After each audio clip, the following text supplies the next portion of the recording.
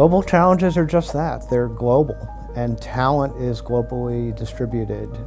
We won't even fully understand global challenges if we look at them from just one place or just one point of view. And the ideas people bring to the table, even the way they look at problems, vary according to their experience and where they come from, and that matters. So we work with research teams all around the world, and there are at least 3 good reasons to do so. One reason to do so, frankly, is that you can look at data, you can read about other countries, but if you really want to answer the how and the why questions about what's going on in other places, how do they function, why do they do what they do, you need local knowledge. And so not only do I encourage going to other countries, learning other languages, but working with other teams in these other places to work collaboratively to learn from each other. The second reason is really very practical. Sometimes we can't actually get all the data that we need, even when we're asking the what, where, and when questions that you can ask with big data sets.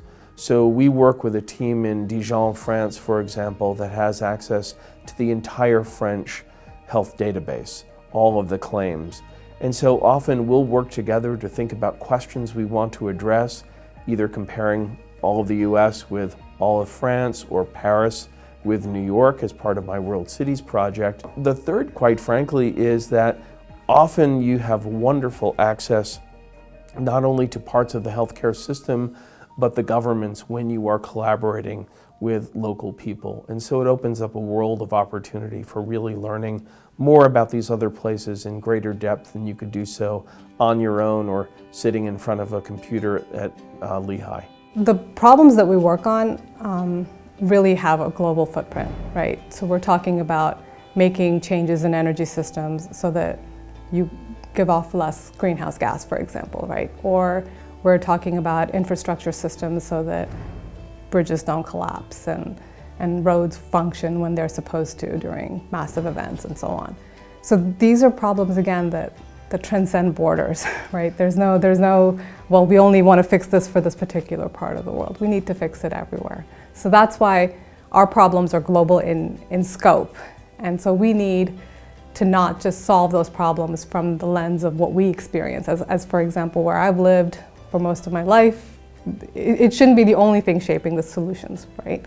It should also be shaped by other people's experiences and made better as a result. When I think about the challenges that we're facing in this century, there's a lot coming at us, but I also think about the shared values that we have with so many hundreds of millions and billions of people around the world who really are just looking for a safer, brighter, cleaner future for their kids.